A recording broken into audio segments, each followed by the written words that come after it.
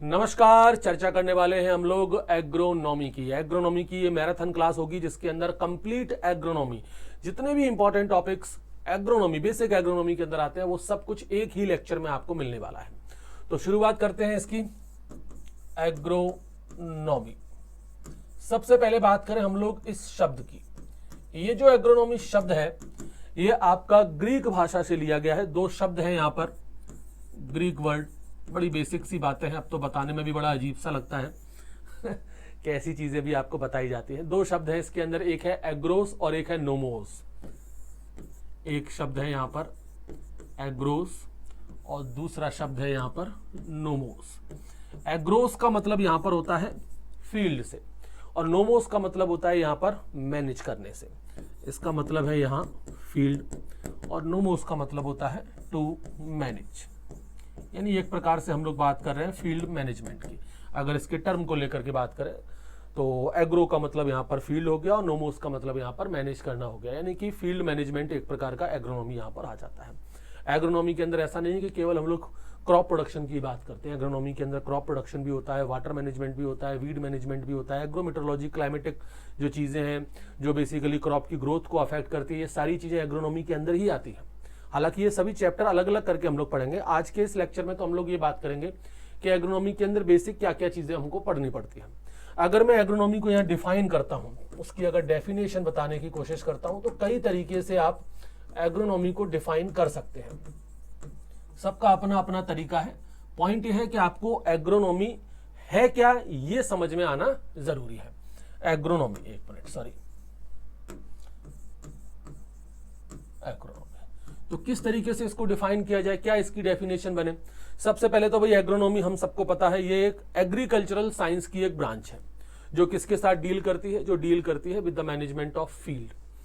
Field का management यहां पर करना है। क्यों करना है? जिससे एक फेवरेबल एनवायरमेंट मिल सके। किसको मिल सके? क्रॉप को मिल सके। क्यों चाहिए वो एनवायरमेंट? जिससे क्रॉप की प्रोडक्टिविटी ज्यादा से ज्यादा बढ़ सके। प्रोडक्टिविटी किस टर्म में? क्वांटिटी और क्वालिटी दोनों के टर्म में। वही है एग्रोनॉमी। तो एग्रोनॉमी की अगर डिफाइन हम लोग करते हैं तो it is a branch of agricultural science. ये ब्रांच है एग्रीकल्चर साइंस की that deals with the management of the field, जिसमें हम लोग फील्ड का मैनेजमेंट कर रहे हैं। तो जैसे मैंने बताया फील्ड का मैनेजमेंट क्यों कर रहे हैं हम लोग? To provide the favourable environment condition.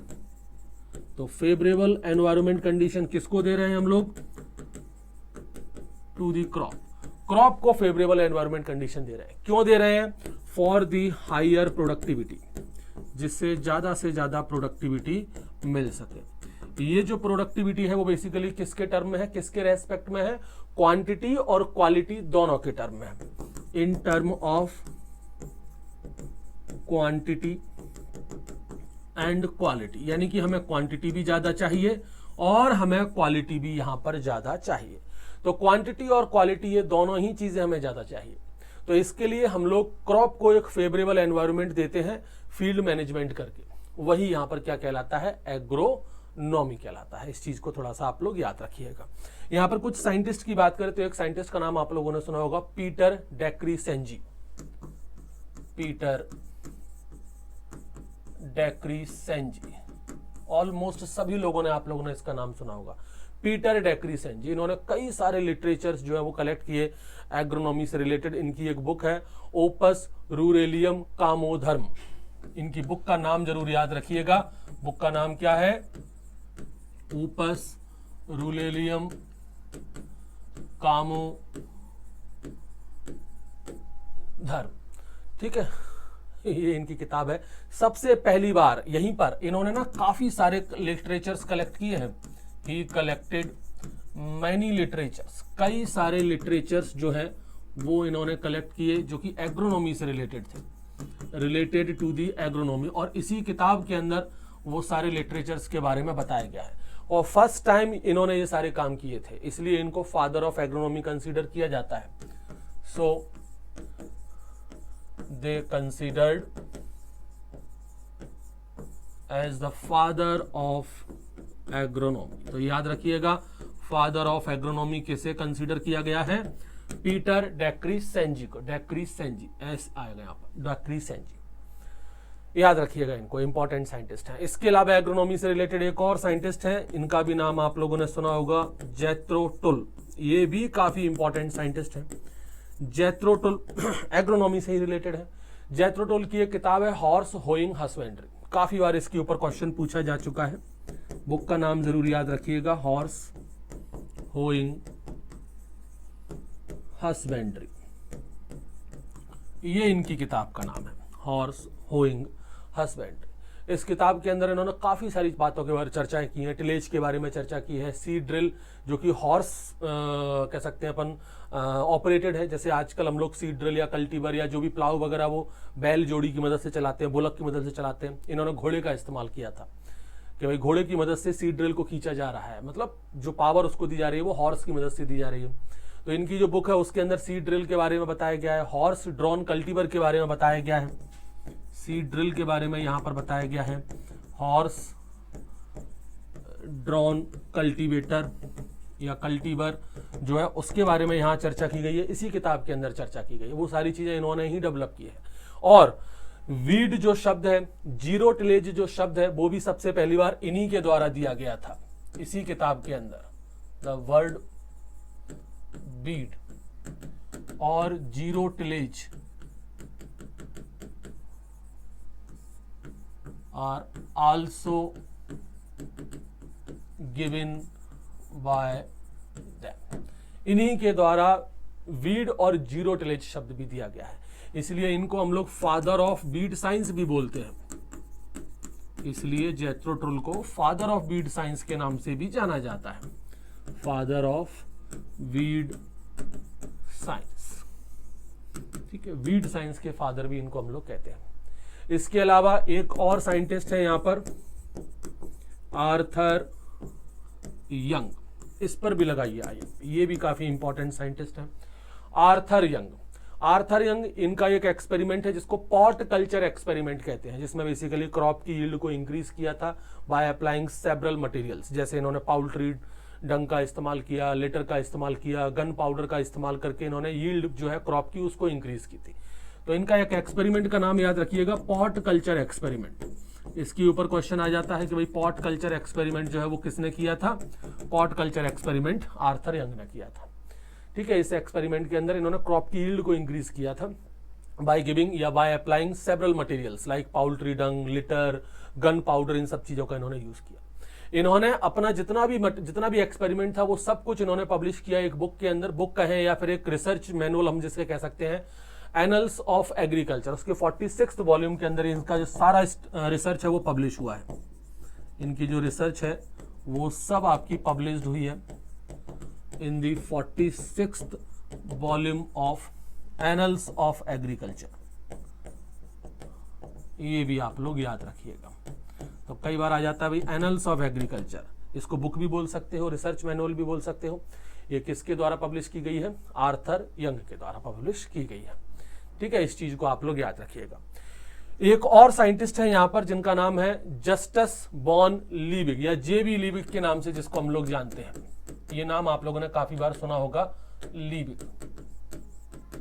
लीविग कहते हैं कि ये वो साइंटिस्ट हैं जिन्होंने एक ट्रू साइंटिफिक अप्रोच यूज किया था फार्मिंग के लिए। A truly scientific approach of the farming,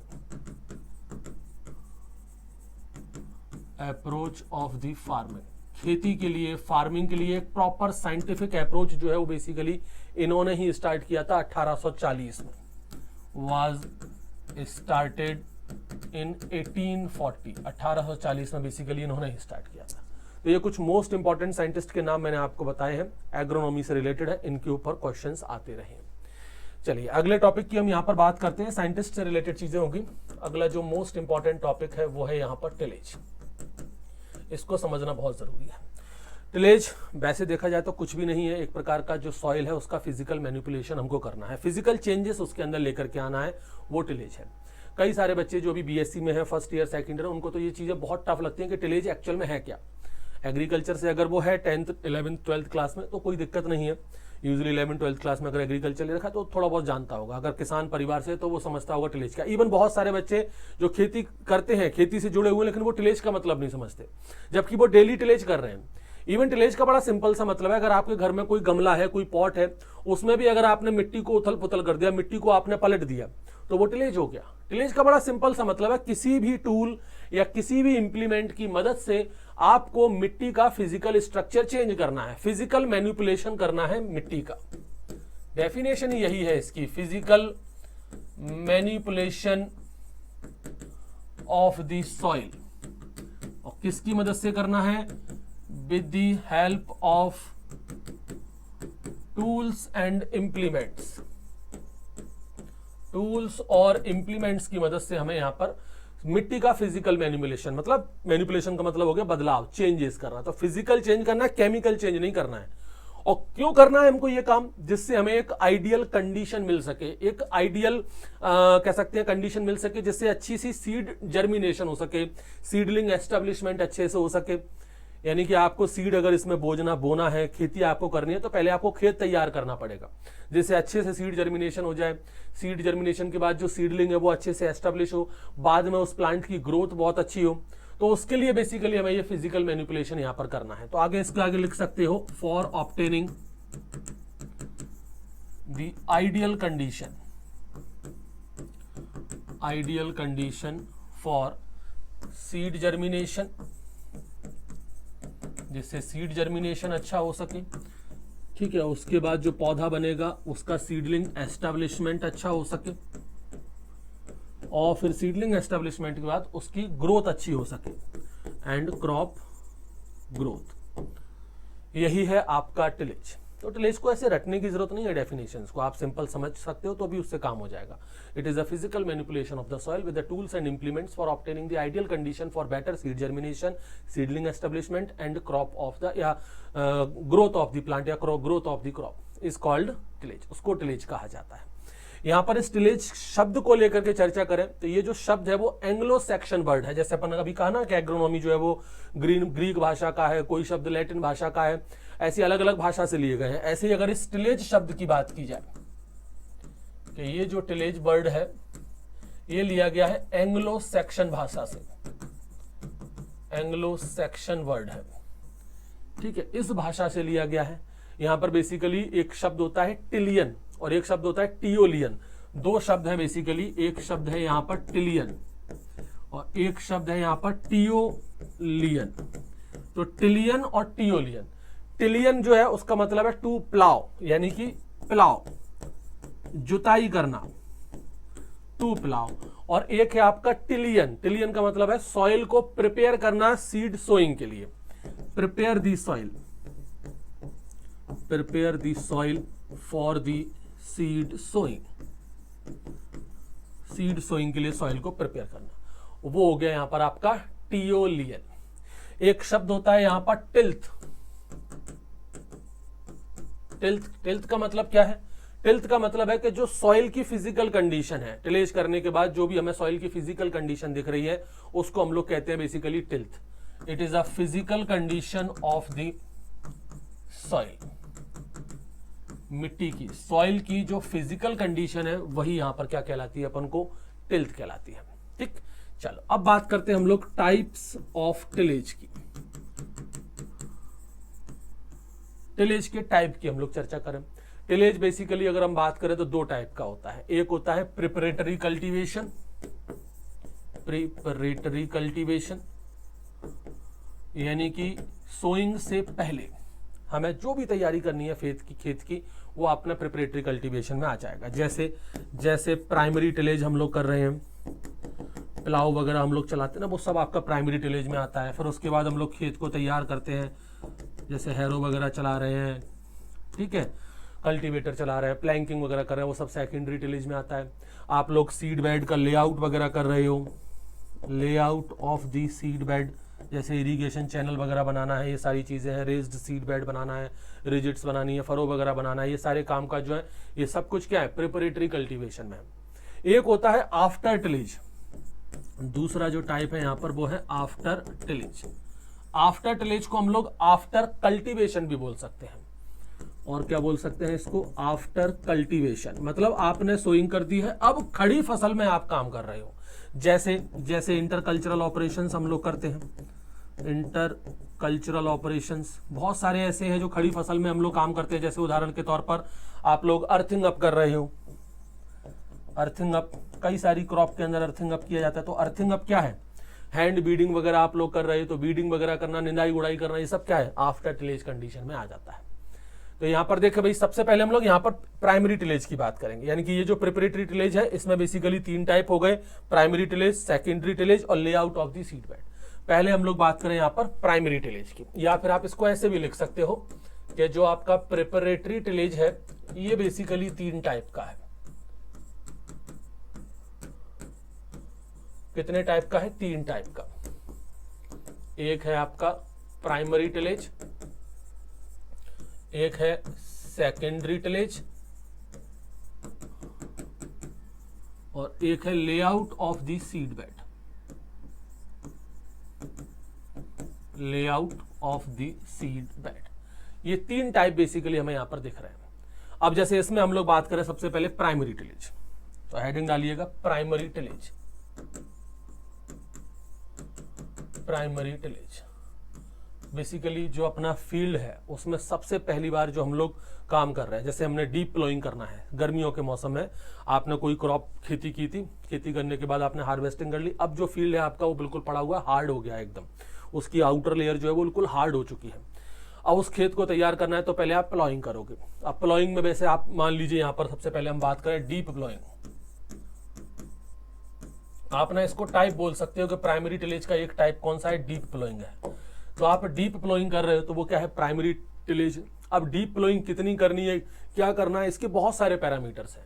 जैसे मैं बात करूं हैदराबाद का जो इंस्टीट्यूट है जिसका नाम है क्रीडा, central research institute for dryland agriculture, इसके अकॉर्डिंग अगर हम बात करें, क्रीडा Hyderabad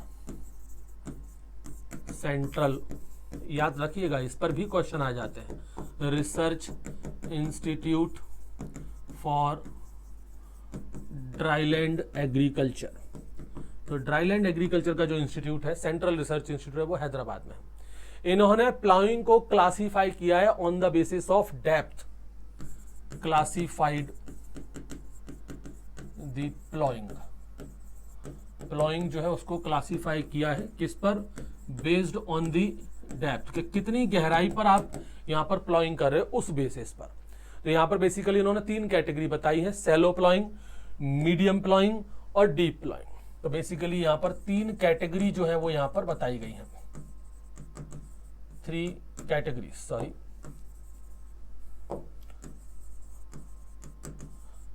3 category of the ploughing. ये क्या हो रहा है, तो 3 कैटेगरी यहां पर। एक है आपकी सैलो प्लॉइंग, ये डाटा आप लोग याद रखिएगा बड़ा, ये क्या चल रहा है भाई, इसमें क्यों खिचड़ी बना रहे हो भाई। एक है इसके अंदर सैलो प्लॉइंग, सैलो प्लॉइंग यानी कि इसमें जो डेप्थ रखी जाती है उस पर क्वेश्चन आता है। तो सैलो प्लॉइंग में जो डेप्थ रखी जाती है वो है 5 से लेकर के 6 सेंटीमीटर। ये डाटा सब किसने दिया, आपका क्रीडा ने दिया है, central research institute for dryland agriculture Hyderabad में। एक है मीडियम डीप प्लॉइंग, दूसरा है यहां पर medium deep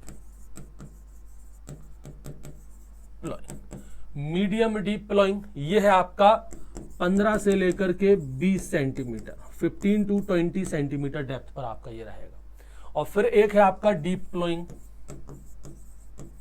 deep ploughing, deep ploughing जो है वो है आपका 20 से लेकर के 30 सेंटीमीटर डेप्थ तक। ठीक है, ये डाटा जरूर याद करना, इसके ऊपर आ जाते हैं क्वेश्चन। 20 से लेकर के 30 नहीं, सॉरी 20 से लेकर 30 नहीं, 25 से लेकर के 30 है, 20 तो यहीं पर है, 25 से लेकर के 30 सेंटीमीटर पे आप जाते हो तो वो डीप प्लॉइंग में आ जाता है। ठीक है, ये तो हो गया आपका डीप प्लॉइंग। एक इसके अंदर होता है सब सॉइलिंग, ये प्राइमरी टिलेज में ही आता है। सब सॉइलिंग किसमें आएगा, आपका प्राइमरी टिलेज में आएगा सब सॉइलिंग। सब सॉइलिंग में क्या होता है कि जो आपका हार्ड पान है, हार्ड पान का मतलब होता है कि जो मिट्टी के नीचे की जो लेयर होती है बहुत ज़्यादा हार्ड हो जाती है। तो उस मिट्टी के हार्ड लेयर को, मिट्टी के नीचे की जो हार्ड लेयर है उसको तोड़ा जाता है विदाउट इन्वर्जन। ऊपर सरफेस पर मिट्टी को बिल्कुल भी नहीं पलटा जाएगा और उसके नीचे पाए जाने वाली जो हार्ड मिट्टी है उसको तोड़ देते हैं। क्या होता है, जैसे कि मान लीजिए ये मिट्टी है, अब मान लीजिए इस जगह पर बहुत ज़्यादा हार्ड मिट्टी हो गई है, इतनी ज़्यादा हार्ड मिट्टी है कि रूट भी ठीक से उसमें पेनिट्रेट नहीं कर पाएगी। ये जो पोर्शन आपको दिख रहा है ये है भाई हार्ड पान। हार्ड पान से मतलब है हार्ड लेयर। अब जैसे आपकी कोई भी क्रॉप यहाँ पर ग्रो करेगी, तो जैसे मान लीजिए कोई भी क्रॉप ग्रो करेगी तो यहाँ पर जो इसकी रूट है उनका डेवलपमेंट तभी अच्छे से हो पाएगा जब ये हार्ड पान यहाँ से हट जाएगा। एक तरह से ये मान करके चलो कि भाई पथरीली लेयर है, एकदम बिल्कुल चट्टान जैसी लेयर है, और उसमें अगर आप प्लांट ग्रो कराओगे तो जो रूट है वो प्रॉपर तरीके से गहराई में नहीं जा पाएंगी। यानी कि यहाँ पर जो रूट की ग्रोथ है वो कहीं ना कहीं इनहिबिटेड होगी, या फिर कहें रूट की जो ग्रोथ है वो कहीं ना कहीं यहाँ पर रेस्ट्रिक्टेड हो जाएगी due to the hard pan. इस हार्ड पान की वजह से रूट ग्रोथ कहीं ना कहीं डैमेज होगी, कहीं ना कहीं बेकार होगी। तो इस हार्ड पान को तोड़ना बहुत बहुत जरूरी बन जाता है। So for the proper growth, तो जिससे यहाँ पर रूट की ग्रोथ अच्छी हो सके, for the proper growth of the root we have to break this hard pan. इस हार्ड लेयर को, इस हार्ड पान को तोड़ना बहुत जरूरी है। तो इसके लिए एक तरीका होता है सब सॉइलिंग। सब सॉइलिंग में हम लोग इस हार्ड पान को तोड़ देते हैं। It is a method of breaking hard pan. इसमें हम लोग हार्ड पान को तोड़ते हैं और ऊपर से जो सरफेस होती है उसको भी ज्यादा डिस्टर्ब नहीं किया जाता है। ये इसकी खास बात है ऑफ हार्ड पान।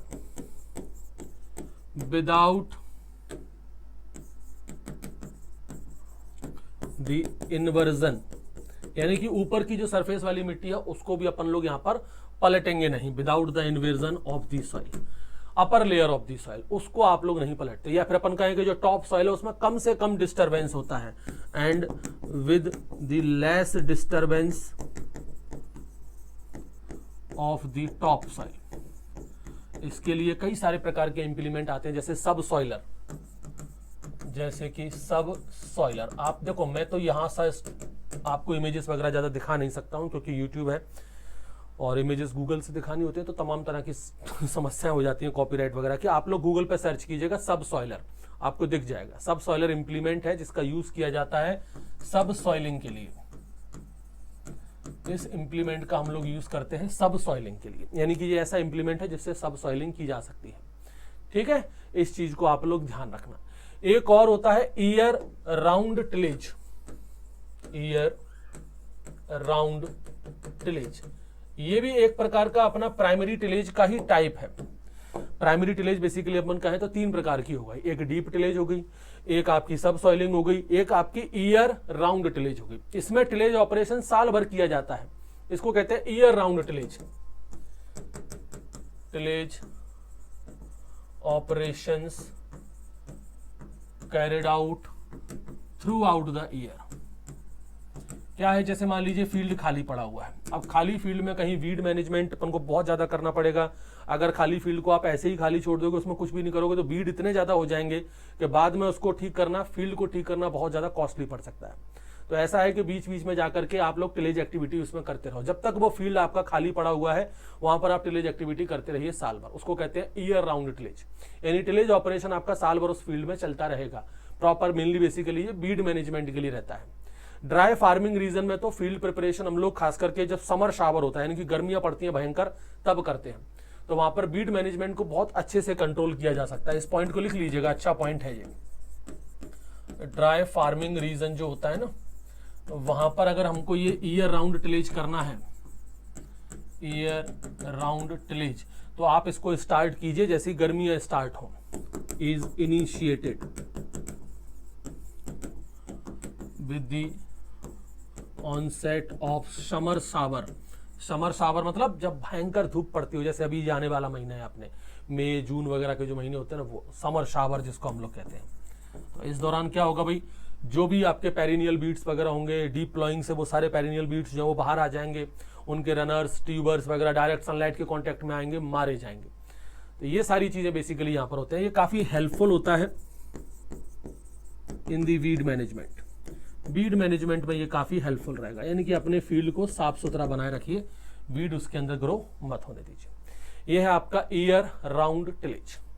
अच्छा, नंबर ऑफ प्लॉइंग की अगर हम बात करें कि नंबर ऑफ प्लॉइंग कितनी करनी चाहिए, नंबर ऑफ प्लॉइंग, कितनी नंबर ऑफ प्लॉइंग, यानी कि अगर आप जुताई कर रहे हो तो कितनी बार करनी चाहिए, ये डिपेंड करता है मिट्टी पर। जैसे मान लीजिए हैवी सॉइल है, हैवी सॉइल है तो हैवी सॉइल के अंदर कम से कम 3 से लेकर के 5 बार प्लॉइंग अपन को करनी पड़ेगी, 3 to 5 प्लॉइंग, कम से कम 3 से लेकर के 5 बार प्लॉइंग करनी पड़ेगी। और अगर लाइट सॉइल है, हैवी सॉइल समझते हो ना, हैवी सॉइल जैसे कि क्ले सॉइल, क्ले सॉइल कैसी होती है, हैवी सॉइल होती है। लाइट सॉइल की बात करें तो जैसे सैंडी सॉइल, ध्यान रखना हैवी और लाइट का मतलब ये नहीं होता कि वो वजन में ज्यादा है इसलिए वो हैवी हो गई। ये मैं सॉइल साइंस आपको पढ़ाया हूँ, पूरी सीरीज पढ़ी हुई है, उसको देख लेना, उसमें सारी चीजें बताई हुई हैं। लाइट सॉइल है तो उसके अंदर 1 से लेकर के 3 प्लॉइंग में काम हो जाता है, 1 से 3 प्लॉइंग, बस 1 से लेकर के 3 प्लॉइंग करो लाइट सॉइल के अंदर, उससे चल जाता है। ये प्राइमरी टिलेज था। अब आते हैं हम लोग सेकेंडरी टिलेज पर। सेकेंडरी टिलेज, सेकेंडरी टिलेज की बात करें, सेकेंडरी टिलेज देखो, प्राइमरी टिलेज आपने कर लिया है। एक बात मैं आपको बता दूं, प्लाव जितने भी होते हैं, ऑल दी प्लाव, चाहे कोई सा भी हो, वो सब की सब आपके प्राइमरी टिलेज इंप्लीमेंट्स में आते हैं। यानी कि प्लॉइंग अगर आप कर रहे हो तो वो प्राइमरी टिलेज इंप्लीमेंट में ही आएगा, चाहे कोई सा भी प्लाव हो, चाहे एमबी प्लाव हो, चाहे फिर आपका डिस्क प्लाव हो, या किसी भी टाइप का प्लाव होना चाहिए, बस ऑल टाइप ऑफ प्लाव। अगर आप प्लाव कर रहे हो, प्लाव का इस्तेमाल कर रहे हो, तो वो आपका प्राइमरी टिलेज इंप्लीमेंट में आना है और वो प्राइमरी टिलेज कहलाएगा। तो प्राइमरी टिलेज करने के बाद फिर आप जितने भी लाइटर ऑपरेशन और फाइनर ऑपरेशन करते हो मिट्टी के अंदर, वो सब सेकेंडरी टिलेज में आते हैं। तो ऑल दी लाइटर और फाइनर ऑपरेशंस और फाइनर operation in the soil after the primary tillage, primary tillage करने के बाद आप जितने भी लाइटर और फाइनर ऑपरेशन कर रहे हो, जैसे मान लीजिए आपने हैरोइंग की है, आपने एक डीप प्लॉइंग करने के बाद अब आप यहाँ पर हैरो चला रहे हो, हैरोइंग आप डिस्क हैरो से चला रहे हो। मान लीजिए आपने यहाँ पर प्लैंकिंग कर रहे हो, अब आप प्लैंकर की मदद से, आप मान लीजिए यहाँ पर कल्टीवेटर चला रहे हो, आप मान लीजिए यहाँ पर सीड ड्रिल का इस्तेमाल कर रहे हो, कोई भी चीज आप चला रहे हो, वो सब की सब आपका सेकेंडरी टिलेज में आने वाला है। क्या होता है, आपने प्लॉइंग कर दी, प्लॉइंग में बेसिकली क्या हुआ कि जो हार्ड लेयर थी वो आपने उसको पलट दिया, मिट्टी को पलट दिया प्लॉइंग में। अब जो फील्ड है उसके अंदर अभी लार्ज क्लॉड पड़े हुए हैं और काफी सारे बीड उसके अंदर पड़े हुए हैं।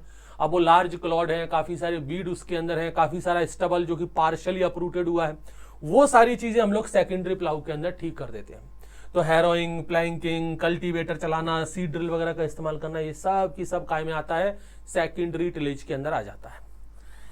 दूसरा जो था इसके अंदर वो है आफ्टर टिलेज, ठीक है। और layout of the seed bed में, जैसे मैंने बताया इरिगेशन चैनल वगैरह बनाना, ये सब कुछ layout of the seed bed में आ जाता है। फिर आफ्टर टिलेज, या इसी को हम लोग कहते हैं आफ्टर कल्टीवेशन। तो जैसे मैंने आपको बताया था कि सोइंग के बाद जो भी आप, यानी खड़ी फसल में जो कुछ भी आप टिलेज ऑपरेशंस कर रहे हो, वो आपका इस कैटेगरी में आ जाता है। यानी कि tillage operations in the standing crop, खड़ी फसल में, स्टैंडिंग क्रॉप्स में आप जो भी टिलेज ऑपरेशंस कर रहे हैं वो सब आफ्टर टिलेज वाली कैटेगरी में आता है। जैसे इंटरकल्चरल ऑपरेशंस, इंटरकल्चरल ऑपरेशंस, जितने भी इंटरकल्चरल ऑपरेशंस है वो सब इसी कैटेगरी में आते हैं। जैसे कि मैंने आपको बताया था अर्थिंग अप, मोस्ट कॉमन है, सभी लोग जानते हैं इसके बारे में, मिट्टी चढ़ाना जिसको अपन कहते हैं। तो अर्थिंग अप क्या है, ये हो गया।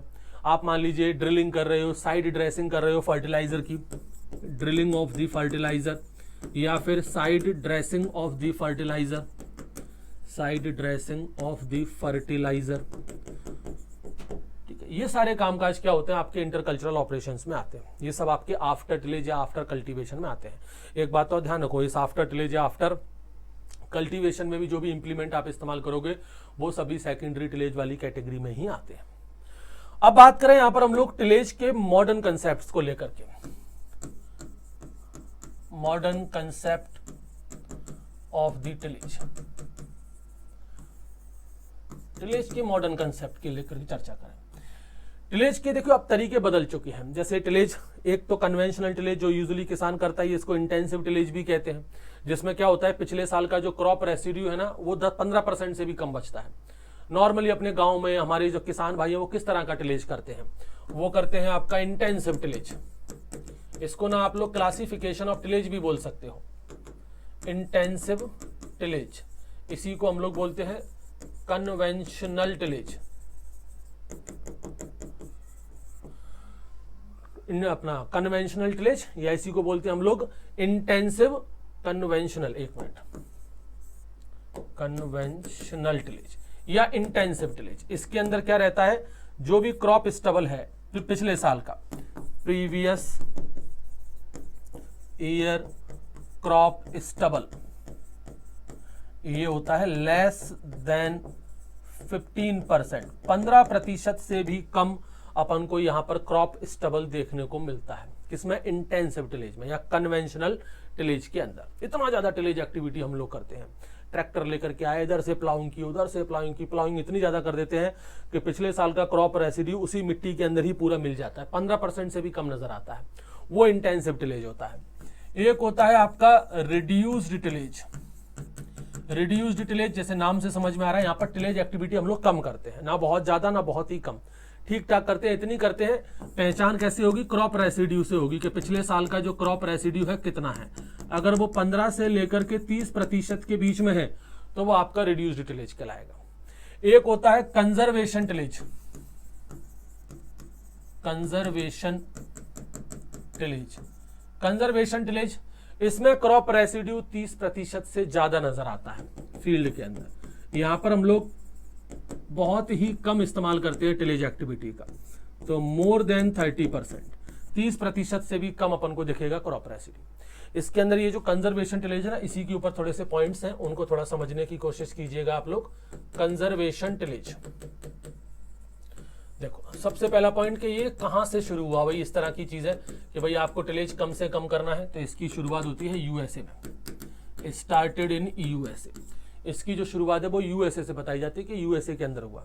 अब भाई आप कंजर्वेशन टिलेज कर रहे हो, तो कंजर्वेशन टिलेज में आप लोग टिलेज एक्टिविटी बहुत कम करोगे, क्रॉप रेसिड्यू 30% से ज्यादा फील्ड में नजर आ रहा है आपको, यानी आपने टिलेज बहुत कम किया है।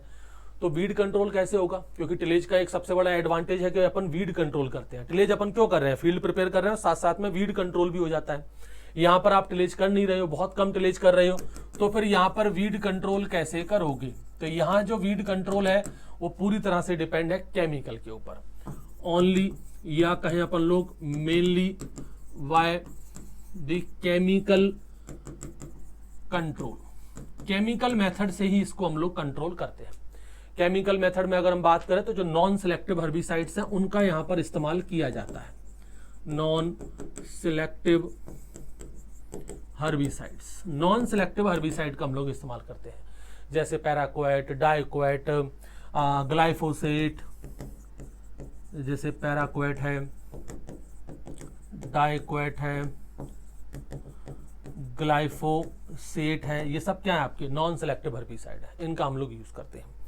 इसी के अंदर ना दो चीजें और चलती हैं, एक होता है जीरो टिलेज और एक होता है मिनिमम टिलेज। जैसे पहले अपन बात करें जीरो टिलेज, तो नाम से ही समझ में आ रहा है अपन को जीरो टिलेज, मतलब आपको प्राइमरी टिलेज पूरी तरह से अवॉइड करना है, करना ही नहीं है, प्लॉइंग तो हमको करना ही नहीं है। यहां पर primary tillage is completely avoided, is completely avoided. Primary tillage तो हमें यहां पर करना ही नहीं है, पूरी तरह से अवॉइड करो।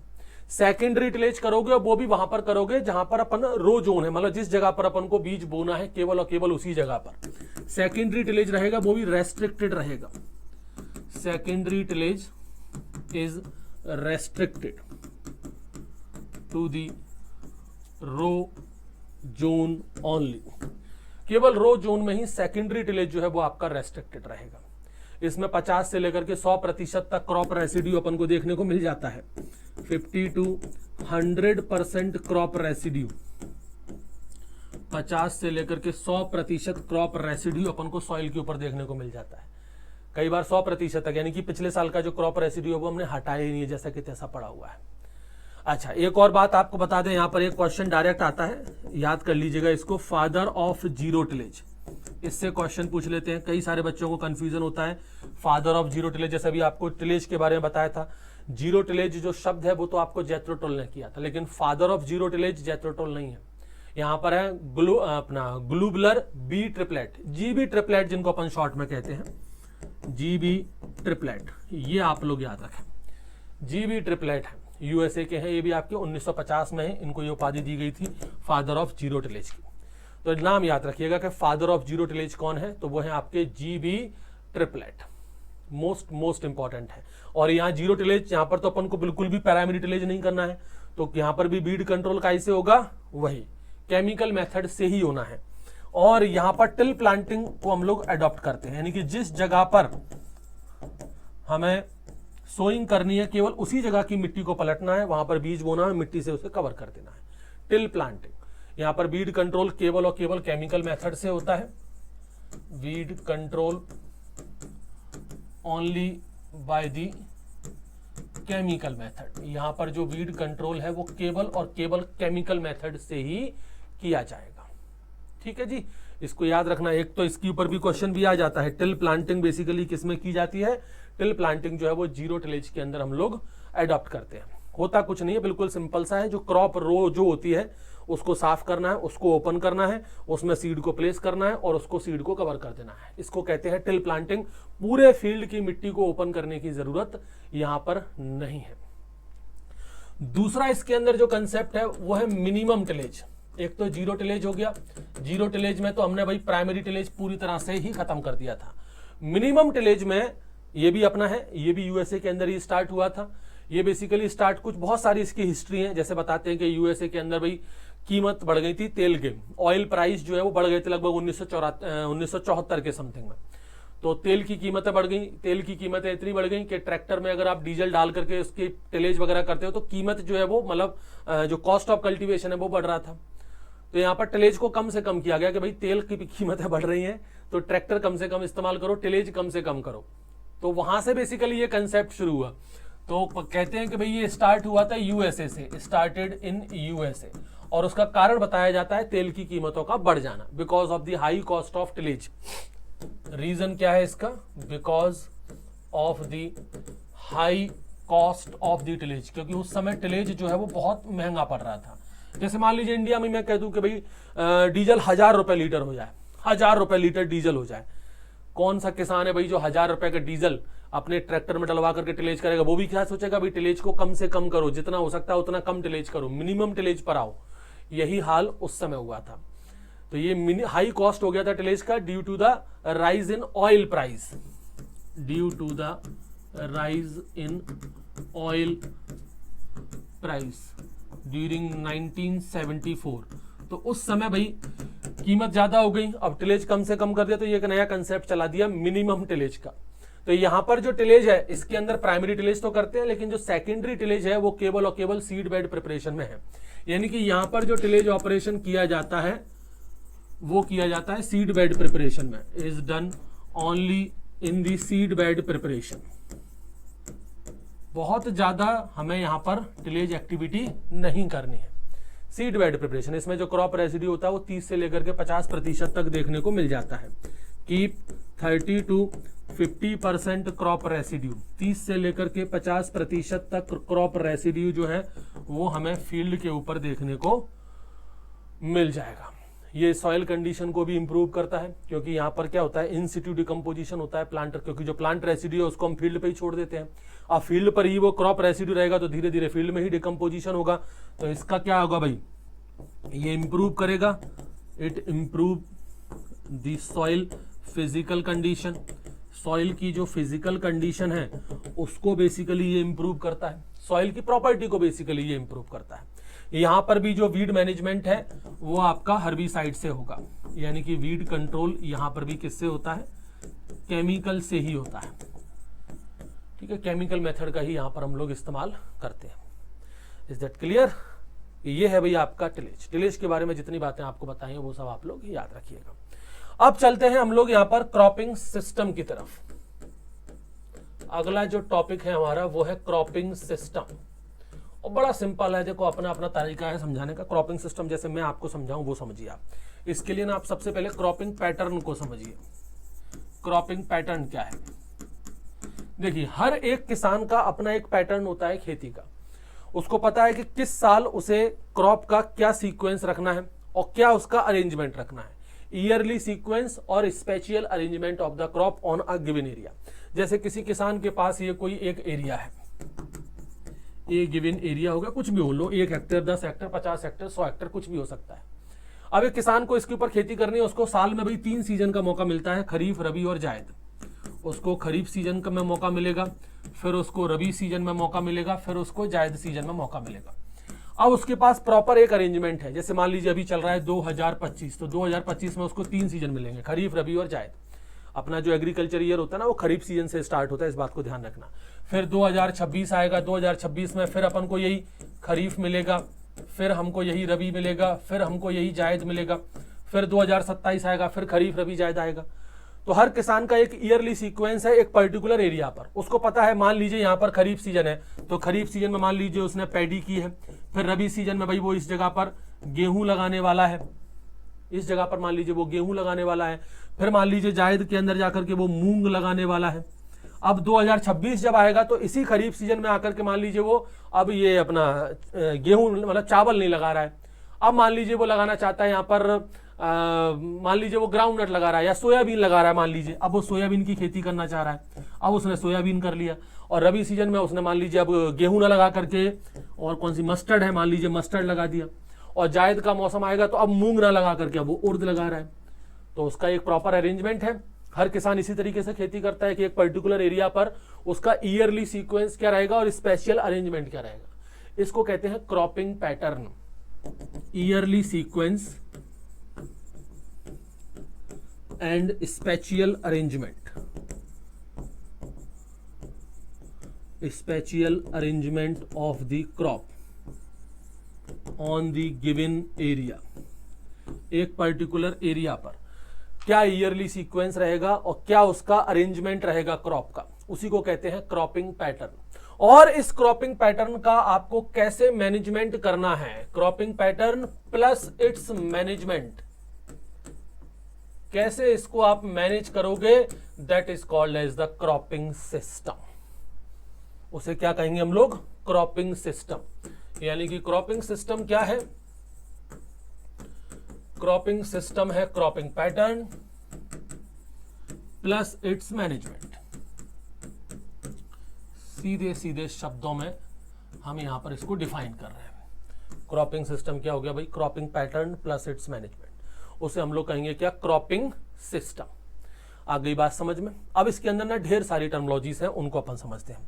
जैसे सबसे पहले हम लोग बात करें सोलो फार्मिंग और मल्टीपल क्रॉपिंग, दोनों में क्या अंतर है। सोलो फार्मिंग में और मल्टीपल क्रॉपिंग में, solo farming versus multiple farming या मल्टीपल क्रॉपिंग। मल्टीपल क्रॉपिंग भी बोल सकते हैं या फिर आप इसको मल्टीपल फार्मिंग भी कह सकते हो। तो जैसे हम लोग बात करें यहां पर सोलो फार्मिंग की, इसका क्या मतलब होता है सोलो फार्मिंग का। सोलो फार्मिंग का मतलब क्या है कि एक क्रॉप आपको लगानी है सेम पीस ऑफ लैंड पर एक साल में। आप एक साल में एक क्रॉप लगा रहे हो। जैसे मान लीजिए ये किसान का एक फील्ड हो गया, साल अभी चल रहा है मान लीजिए 2025 और उसको मिलेंगे 3 सीजन। एक खरीफ सीजन मिलेगा, फिर उसको रबी सीजन मिलेगा और फिर उसको जायद सीजन मिलेगा। यानी उसे 3 बार मौके मिलेंगे अपनी खेती करने के लिए एक टुकड़े पर, एक जमीन के टुकड़े पर। एक साल में उसको 3 चांस मिलते हैं, खरीफ, रबी और जायद। वो किसी एक सीजन में खेती कर रहा है, यानी केवल एक क्रॉप लगा रहा है। ग्रोइंग ऑफ सोलो क्रॉप, वो केवल और केवल एक क्रॉप लगा रहा है on the same piece of land, on the same piece of land in a year. एक साल में केवल एक जमीन के टुकड़े पर वो केवल एक क्रॉप को लगा रहा है, that is called as the solo farming. जैसे उदाहरण के लिए मान लीजिए वो खरीफ सीजन में खेती कर रहा है, मान लीजिए इस बार उसने पैडी की खेती की। किसकी खेती की, पैडी की खेती। 2026 आएगा, 2026 में आकर के मान लीजिए उसने फिर से पैडी की खेती की।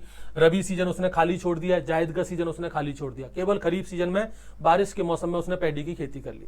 एक क्रॉप लगाई है। एक साल में केवल एक क्रॉप लिया, रबी सीजन खाली छोड़ दिया, जायद का सीजन खाली छोड़ दिया, इसे क्या कहेंगे? सोलो फार्मिंग कहेंगे। 2026 आएगा, 2026 में उसने फिर खरीफ सीजन में पैडी की खेती कर ली और फिर से रबी सीजन और जायद का सीजन खाली छोड़ दिया, इसको क्या कहेंगे हम लोग? सोलो फार्मिंग कहेंगे। मान लीजिए 2027 आ जाए, 2027 में आकर के अब वो मान लीजिए एक पैडी की जगह पर केवल सोयाबीन लगा रहा है, केवल और केवल सोयाबीन लगा रहा है, लेकिन लगा केवल एक ही क्रॉप रहा है एक साल में, फिर से उसने रबी सीजन जायद सीजन खाली छोड़ दिया। एक साल में एक क्रॉप लेनी है, एक साल में एक क्रॉप लेनी है और उसी जमीन पर लेनी है, that is called as the solo farming. उसे हम लोग क्या कहेंगे? सोलो फार्मिंग कहेंगे। इस चीज को ध्यान रखा जाए। इस सोलो फार्मिंग की हम कह सकते हैं कि इसमें दो कंडीशन बनती हैं। अब जरा इसको भी समझिएगा, सोलो फार्मिंग में एक प्रकार से दो कंडीशन यहां पर बनती है। एक होता है मोनोक्रॉपिंग और एक होता है मोनोकल्चर। वैसे मोटे मोटे तौर पर देखा जाए तो दोनों में कोई खास अंतर नहीं है, लेकिन है डिफरेंस तो है मोनोक्रॉपिंग में और मोनोकल्चर में। नॉर्मली जो किसान होते हैं ना, वो क्या कर रहे हैं भाई? मोनोक्रॉपिंग ही तो कर रहे हैं। अगर आप यहां पर, जैसे मैंने अभी सोलो क्रॉपिंग आपको बताया, उसकी जो डेफिनेशन थी वही मोनोक्रॉपिंग है। मोनोक्रॉपिंग, मोनो का मतलब है एक, कि आपको एक क्रॉप लगानी है एक साल में किसी एक जमीन के टुकड़े पर। तो जैसे मान लीजिए ये आपका जमीन का टुकड़ा हो गया, 2025 चल रहा है, 3 सीजन उसको मिलेंगे, खरीफ का मौसम मिलेगा, फिर रबी का मौसम मिलेगा, फिर जायद का मौसम मिलेगा। 3 सीजन उसको देखने को मिलेंगे, 2025 है और वो केवल एक क्रॉप लगा रहा है। वो है क्या? आपका monocropping, growing of only one crop on the same land in a year। एक साल में उसने एक ही क्रॉप लगाई है, that is called as the monocropping. ना उसने रबी सीजन में कोई खेती की, ना उसने जायद में की, केवल एक खरीफ सीजन में कर ली, या खरीफ सीजन छोड़ दिया, जायद सीजन छोड़ दिया, केवल रबी सीजन में कर ली, केवल एक क्रॉप लगा रहा है, that is called as monocropping. और अगर वो उसी क्रॉप की लगातार रिपीटेशन करता रहे सेम फील्ड पर, तो उसको कहते हैं मोनोकल्चर। जैसे मैंने अभी बताया कि मान लीजिए यहां पर खरीफ सीजन में उसने क्या लगाया है? पैडी लगाया है। तो साल 2025 में खरीफ सीजन में उसने पैडी लगाया, 2026 के खरीफ सीजन में उसने फिर पैडी लगा दिया, 2027 के खरीफ सीजन में उसने फिर पैडी लगा दिया, 2028 के खरीफ सीजन में उसने फिर पैडी लगा दिया, that is called as the monoculture. Repetitive growing of the same solo crop, repetitive growing of the same solo crop on the same land। जमीन नहीं चेंज होनी चाहिए, जमीन वही होनी चाहिए, जमीन का टुकड़ा वही होना चाहिए, उसको हम लोग क्या कहेंगे? मोनोकल्चर कहेंगे। ठीक है। और अगर आप एक से ज्यादा क्रॉप ले रहे हो तो उसको मल्टीपल फार्मिंग कहा जाता है। Taking of more than 2 crop, 2 और मोर क्रॉप, ऐसे लिखो, टेकिंग ऑफ 2 और मोर क्रॉप, 2 और more crop on the same piece of land, on the same piece of land in a year. एक साल में आप 2 या 2 से ज्यादा फसल ले रहे हो तो उसको हम लोग कहते हैं क्या? Multiple farming. तो उसको कहेंगे मल्टीपल फार्मिंग, या फिर उसको कहेंगे हम लोग मल्टीपल क्रॉपिंग। या तो क्रॉपिंग शब्द का इस्तेमाल कर या मल्टीपल फार्मिंग शब्द का इस्तेमाल कर, तो उसे मल्टीपल क्रॉपिंग हम लोग कहेंगे। अब इसी मल्टीपल क्रॉपिंग में कई सारे टाइप आते हैं। जैसे एक होता है मिक्स क्रॉपिंग। कौन सी क्रॉपिंग है भाई? Mix cropping. क्या होती है मिक्स क्रॉपिंग? आप 2 या 2 से ज्यादा क्रॉप की खेती कर रहे हो और सेम पीस ऑफ लैंड पर कर रहे हो, बिना किसी प्रॉपर अरेंजमेंट के साथ कर रहे हो, और 2 या 2 से ज्यादा क्रॉप एक साथ ग्रो कर रहे हो। ये भी एक पॉइंट है। इसमें कुछ शब्द बड़े इंपॉर्टेंट हैं। ग्रोइंग ऑफ 2 और मोर क्रॉप, 2 या 2 से ज्यादा क्रॉप है। पहली तो इस बात को समझना, 2 या 2 से ज्यादा क्रॉप है, उनको आप ग्रो कर रहे हो साइमल्टेनियसली। साइमल्टेनियस का मतलब होता है एक ही समय पर ग्रो कर रहे हो, साइमल्टेनियसली। ये एक सबसे इंपॉर्टेंट पॉइंट है। एक ही समय पर ग्रो कर रहे हो और बिना किसी रो अरेंजमेंट के कर रहे हो, विदाउट एनी रो अरेंजमेंट। कोई प्रॉपर आपका रो अरेंजमेंट नहीं है और सेम पीस ऑफ लैंड पर है, ऑन दी सेम लैंड। ऐसा नहीं कि अलग अलग जमीन के टुकड़े पर, सेम लैंड पर है। जैसे मान लीजिए मैं कहूं ये एक फील्ड हो गया, ये किसान का एक फील्ड है, यहां पर हमको भाई 2 क्रॉप लगानी है, तो हमने यहां पर कोई 2 क्रॉप ले ली। अब 2 क्रॉप के हमने क्या लिए हैं भाई? सीड लिए हैं। ठीक है, 2 क्रॉप है, 2 क्रॉप के हमने यहाँ पर सीड ले लिए, एक सीड 1 है, एक सीड 2 है। इन दोनों को हमने क्या कर दिया, मिक्स कर दिया, और मिक्स करने के बाद इसकी हम लोगों ने यहाँ पर सोइंग कर दी। क्या हमने कोई प्रॉपर रो अरेंजमेंट यहाँ पर किया है? क्या हमने ऐसा किया है कि भाई यहाँ पर प्रॉपर 2 लाइनें मान लीजिए हमने मेज की ली है, फिर 2 लाइनें मान लीजिए ग्रीन ग्राम की ली है, या एक आधा लाइन पिजन पी की ली है, ऐसा कुछ कर रहे हैं हम लोग? कोई प्रॉपर रो अरेंजमेंट नहीं है। सीड लेते हैं, सीड को मिक्स करते हैं और उनको यहाँ पर हम लोग सोइंग कर देते हैं। मिक्स नहीं भी करना है तो ऐसा करो भाई, इसके सीड को बो दो, फिर उसके सीड को बो दो, लेकिन कोई रो अरेंजमेंट वहां पर प्रॉपर नहीं होगा। इसको हम लोग कहते हैं मिक्स क्रॉपिंग। इसको हम लोग क्या कहेंगे, मिक्स क्रॉपिंग कहेंगे। या तो डायरेक्ट सीड को मिक्स कर दीजिए, सीड को मिक्स नहीं भी करना है तो मान लीजिए इसके सीड को आपने बो दिया, फिर इसके सीड को आपने यहां पर बो दिया, लेकिन प्रॉपर रो अरेंजमेंट नहीं है। जैसे 2 लाइनें इसकी, 1 लाइन इसकी, फिर 2 लाइन इसकी, फिर 1 लाइन, ऐसा कोई रो अरेंजमेंट यहां पर नहीं है। इसको क्या कहा जाता है, मिक्स क्रॉपिंग कहा जाता है।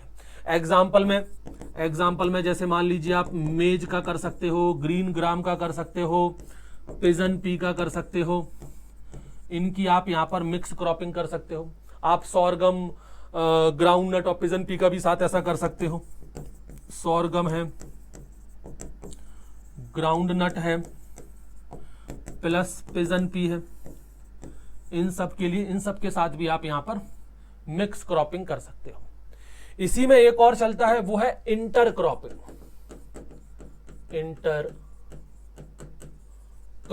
इंटर क्रॉपिंग में भी वही है, यहां पर भी हम लोग ग्रो करते हैं 2 या 2 से ज्यादा क्रॉप, ग्रोइंग ऑफ 2 और मोर क्रॉप। 2 या 2 से ज्यादा क्रॉप ग्रो हो रही हैं साइमल्टेनियसली, एक समय पर ही ग्रो हो रही हैं, जैसे मिक्स क्रॉपिंग में हो रही थी। बस मिक्स क्रॉपिंग में कोई रो अरेंजमेंट नहीं था, यहां पर प्रॉपर रो अरेंजमेंट होता है विद डेफिनेट रो अरेंजमेंट।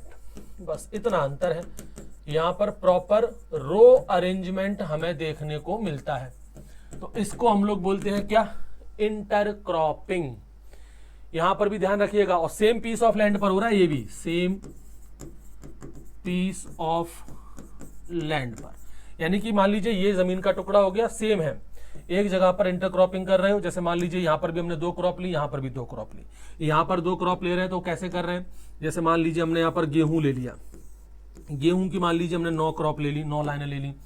फिर मान लीजिए 1 लाइन हमने मस्टर्ड की ले ली, फिर वापस से हमने गेहूं की ऐसे कुछ लाइनें ले रहे हैं, फिर हम लोग एक मस्टर्ड ले रहे हैं, फिर हम लोग गेहूं की ले रहे हैं, फिर हम लोग मस्टर्ड ले रहे हैं। तो एक प्रॉपर रो अरेंजमेंट है। जैसे उदाहरण के तौर पर मान लीजिए हमने प्रॉपर रो अरेंजमेंट यहाँ पर 6:1 का या 2 का कर रखा है, मान लो, चलो 2 लाइन ले लो, याद नहीं करना है कि आप 6:2 याद कर लो, बता रहा हूं कि मान लीजिए 6:2 का रो अरेंजमेंट हम लोग यहाँ पर ले रहे हैं, कि ये जो रो अरेंजमेंट है वो 6:2 का है, रो अरेंजमेंट है। तो एक डेफिनेट रो अरेंजमेंट हम लोग कर रहे हैं ना, तो वो क्या होगा, इंटरक्रॉपिंग होगा। और मिक्स क्रॉपिंग में क्या होगा भाई, यही ऐसा होगा कि भाई कहीं एक प्लांट आपका ये है, कहीं कोई भी प्लांट आपका किसी का भी नजर आ रहा है। जैसे मान लीजिए कहीं पर आपके ये गेहूं के प्लांट नजर आ रहे हैं, उसी के साथ मान लीजिए कहीं पर मस्टर्ड के प्लांट नजर आ रहे हैं, यहाँ आपके मान लीजिए ऐसे मस्टर्ड के प्लांट नजर आ रहे हैं। कोई प्रॉपर रो अरेंजमेंट यहाँ पर हमको देखने के लिए नहीं मिल रहा है। ये आपका होता है ये होगा आपका मिक्स क्रॉपिंग। इसको हम लोग बोलेंगे मिक्स क्रॉपिंग, क्योंकि इसमें कोई भी प्रॉपर रो अरेंजमेंट नहीं है। और इसको बोलेंगे हम लोग इंटर क्रॉपिंग। है दोनों ही ये क्या, मल्टीपल क्रॉपिंग के ही एग्जाम्पल, यानी कि एक ही समय पर एक ही जमीन पर 2 या 2 से ज्यादा क्रॉप ले रहे हैं। एक में प्रॉपर रो अरेंजमेंट रखा जा रहा है तो वो इंटर क्रॉपिंग है, एक में रो अरेंजमेंट नहीं है तो वो मिक्स क्रॉपिंग है। अब ये जो इंटर क्रॉपिंग होती है, इसमें थोड़ा और समझिए आप लोग। इंटर क्रॉपिंग जब हम लोग करते हैं तो इंटर क्रॉपिंग के अंदर हम, जैसे हमने कहा कि भाई हम लोग 2 क्रॉप ले रहे हैं, 2 क्रॉप्स आर ग्रो, मान लीजिए 2 क्रॉप जो है वो अपन की ग्रो की जा रही है।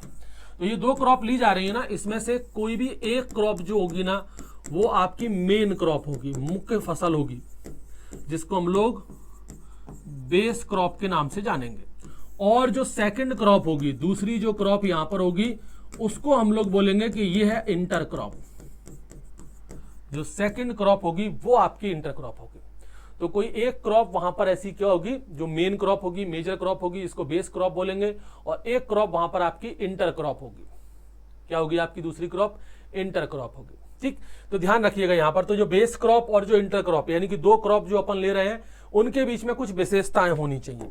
क्या विशेषताएं होनी चाहिए, अगर मैं यहां पर बोलूं important characteristic features, of intercropping. अगर आप इंटरक्रॉपिंग कर रहे हो तो जो भी दो या दो से ज्यादा आप क्रॉप ले रहे हो उसके बीच में क्या, सबसे पहली चीज, जो दो क्रॉप आप ले रहे हो उनके पास डिफरेंट ग्रोथ हैबिट होना चाहिए।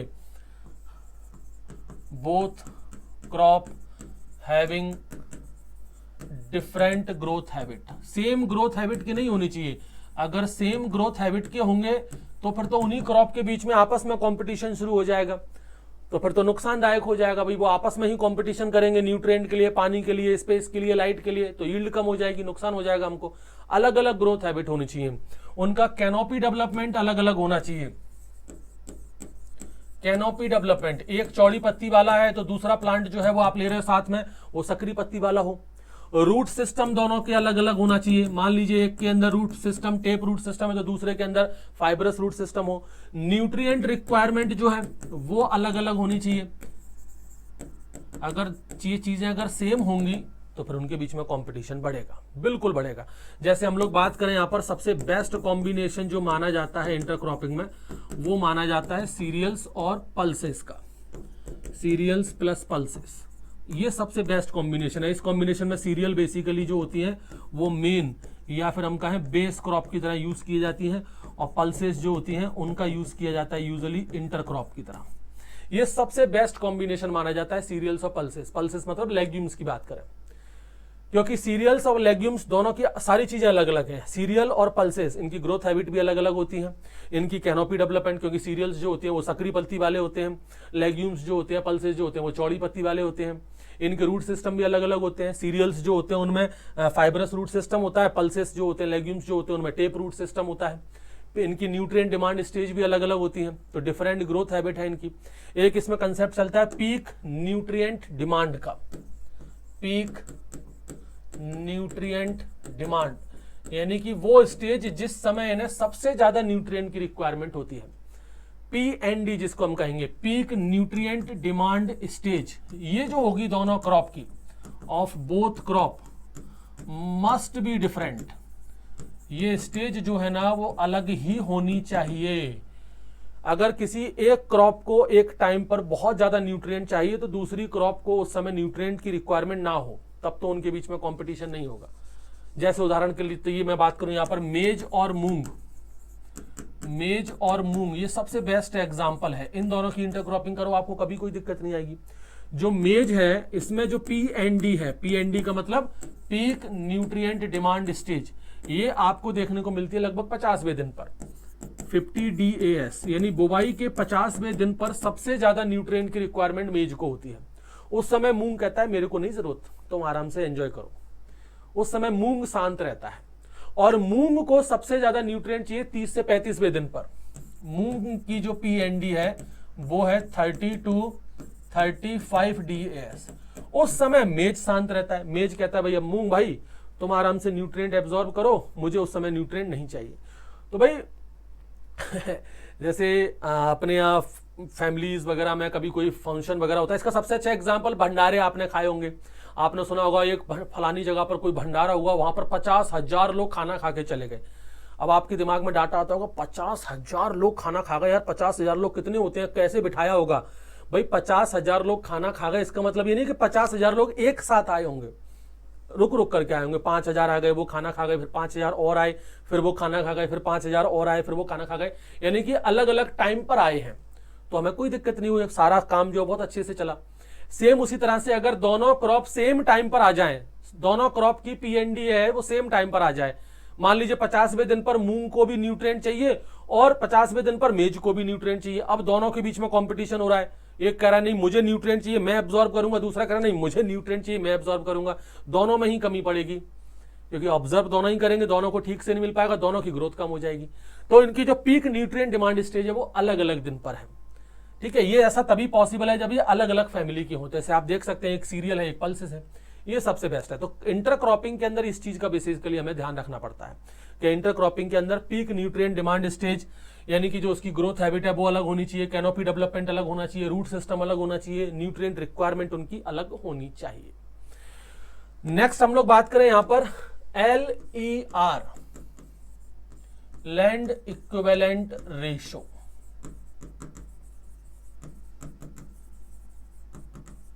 ये पॉइंट IMP लगा दीजिएगा, ये भी आपका इंटरक्रॉपिंग से ही रिलेटेड है। इंटरक्रॉपिंग बेनिफिशियल है या नहीं है, ये हम लोग लैंड इक्विवेलेंट रेशो से पता कर सकते हैं। हम पहली चीज कि ये लैंड इक्विवेलेंट रेशो का जो कंसेप्ट है ये किसने दिया था, तो ये दिया था साइंटिस्ट हैं आपके विले, इन्होंने दिया था 1979 में, विले ने दिया था 1979 में, ठीक है। LER लैंड इक्विवेलेंट रेशो का कंसेप्ट, ये बेसिकली किस चीज के लिए होता है, क्या एस्टिमेट करता है, it estimating that intercropping is beneficial और नॉट, ये एस्टिमेट करता है कि जो इंटरक्रॉपिंग है वो बेनिफिशियल है या नहीं है।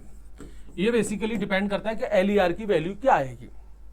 अगर मान लीजिए यहां पर लैंड इक्विवेलेंट रेशो की वैल्यू आती है लेस देन 1, अगर 1 से कम आ रही है तो वो वहां पर इंटरक्रॉपिंग जो है वो लॉस में जा रही है, यानी कि इंटरक्रॉपिंग बेनिफिशियल नहीं है, वहां पर हमको घाटा होगा, वहां पर घाटा होगा। और अगर यहां पर LER की वैल्यू 1 से ज्यादा है, सॉरी ये 1 से ज्यादा ही तो लिखी है, इसको बंद कर दो, अगर 1 से ज्यादा है तो वहां पर वो बेनिफिशियल है, यानी कि जो कॉम्बिनेशन हमने लिया है इंटरक्रॉपिंग का वो बहुत बढ़िया है, उसमें आपको फायदा होना है। और अगर 1 आ रही है तो ना फायदा हो रहा है ना नुकसान हो रहा है। इफ LER वैल्यू अगर यहां पर 1 है तो नाइदर प्रॉफिट नॉर लॉस, तो ना प्रॉफिट हो रहा है और ना ही हमको यहां पर नुकसान हो रहा है, नो प्रॉफिट नो लॉस। इसका कैलकुलेशन करना है, क्या है वो देखो, आप फॉर्मूले से समझिएगा इसको, formula of land equivalent ratio. LER का जो फॉर्मूला है वो है LA प्लस LB।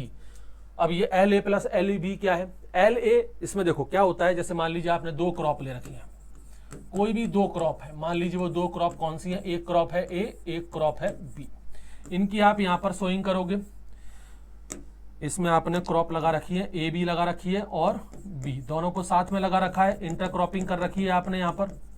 अब आपको पता करना है कि ये जो A और B क्रॉप हम जो लगा रहे हैं क्या ये हमारे लिए बेनिफिशियल रहेगी कि नहीं रहेगी। तो इसके लिए आप लोग क्या करोगे, यहाँ पर A और B की यील्ड पता करोगे, इंडिविजुअल क्रॉप के तौर पर भी, मतलब सोलो क्रॉप के तौर पर भी और इंटर क्रॉप के तौर पर भी। तो जैसे मान लीजिए A क्रॉप है, A क्रॉप को आप यहाँ पर ग्रो कराइए, जैसे मान लीजिए ये आपका 1 हेक्टेयर एरिया हो गया, इसमें हमने A क्रॉप लगाई है, इसमें इसकी यील्ड क्या आ रही है वो यील्ड आप ले लीजिए, जो भी इसकी यील्ड आ रही है, तो यील्ड क्या आ रही है वो यील्ड ले लीजिए, ठीक है।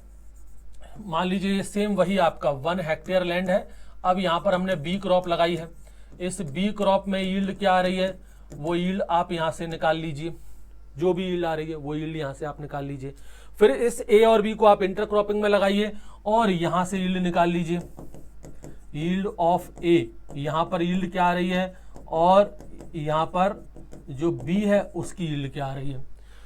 तो यहाँ पर जो है वो सोलो क्रॉपिंग में है, ये सोलो में है और B भी यहाँ पर का सोलो में है, तो A की सोलो में क्या यील्ड आ रही है और B की सोलो में क्या यील्ड आ रही है, और A और B की इंटरक्रॉपिंग में क्या यील्ड आ रही है। ये 4 डाटा आपको चाहिए, अगर 2 क्रॉप है तो ये 4 डाटा चाहिए।